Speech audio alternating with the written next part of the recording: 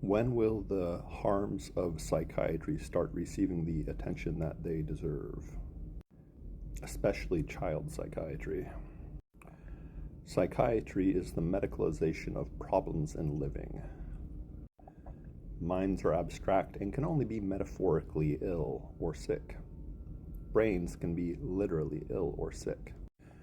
Psychiatry, which purports to treat the mind and mental illness.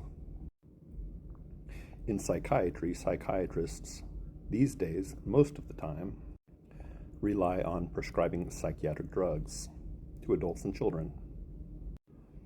Psychologists and counselors and social workers and so forth do engage in counseling, which is rhetoric, it's speaking. Sometimes behavioral things, which are behaviors. Psychiatry, though, relies on drugs, and these drugs often have sometimes very bad side effects.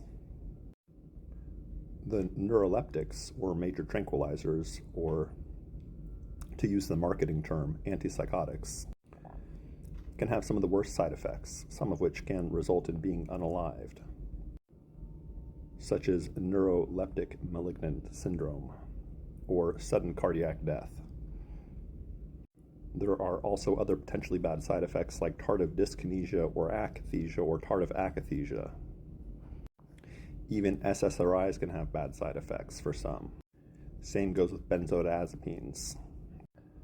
The harms of psychiatry are often denied or unrecognized, denied by those that prescribe the drugs or unrecognized by mainstream medical providers who are not psychiatrists, or sometimes unrecognized by the patients, or told it's just, in their mind or psychosomatic or whatever, which in some cases it might be. But regardless, if you look at psychiatric survivor communities, psychiatric drugs do a great amount of harm.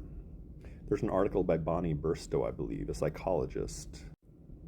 The article is entitled "Child Psychiatric Drugging as a Form of Child Abuse, Not a Radical Proposition," and it lays forth her and the co-author's arguments why child psychiatry is effectively a form of child abuse.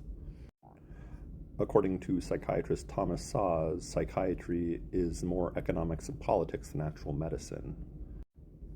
And psychiatry is more a branch of law than it is of medicine. With little exception, all psychiatric diagnoses in the DSM are made based on observing behavior and talking with somebody or their family members or spouse or so forth. When there starts to be objective measures of bodily pathology, whether it's related to the lungs or brain, then if any psychiatric disorder diagnosis is actually objectively a pathology of a certain organ system like the nervous system, then that ceases to be a psychiatric diagnosis and is a neurological diagnosis or related to whatever bodily system. It wouldn't be psychiatric then. This is all in line with Szaszian thinking. Psychiatrist Thomas Szasz wrote about 35 books, and I'd recommend that you read some of them, like The Manufacture of Madness and The Medicalization of Everyday Life. I also recommend you read the book Anatomy of an Epidemic by Robert Whitaker, if you have not already. Now, I gotta say, there have been some positive signs. I believe Roger McFillin and psychiatrist Joseph DeWitt Dorning, and Roger McFillin is a psychologist, and Dr. DeWitt Dorning is a psychiatrist who has taper clinic. I believe they have recently testified in front of an FDA panel, possibly related to psychiatric drug use during pregnancy. I recommend you follow both those individuals on Twitter X. They are great accounts and have great things to say. I respect them both for what they do, although a constructive critique might be that they should maybe think more about the unintended consequences of psychiatric coercion. I will leave it at that. But otherwise, I think they do great things. And they were recently testifying in front of the FDA. You can go look on Roger McFillin's X Twitter account, formerly Twitter X account, if you want to see clips of that and where the full thing is, maybe on a Substack or YouTube somewhere. I'm not totally sure. But anyway, yeah. more people, more individuals should think critically about psychiatry and critique psychiatry and expose psychiatry for the harms that it does. It's very unfortunate.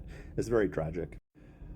Most all psychiatrists are morally deficient, and now there are exceptions like Thomas Szasz and Joseph DeWitt-Dorning, and then there's brave, courageous, respectable psychologists like Roger McFillin also speaking truth to power and having some success in this new administration, which seems with Make America Healthy Again and RFK is hopefully moving in the right direction. Whether or not you like the rest of the politics, there are some good signs, it seems like. So regardless, a grassroots movement to expose psychiatry for what it is and the human rights abuses that psychiatry perpetrates is very reasonable, and hopefully it will accelerate over time. I've definitely been following this movement for 10 or 15 years, and it's changed quite a bit.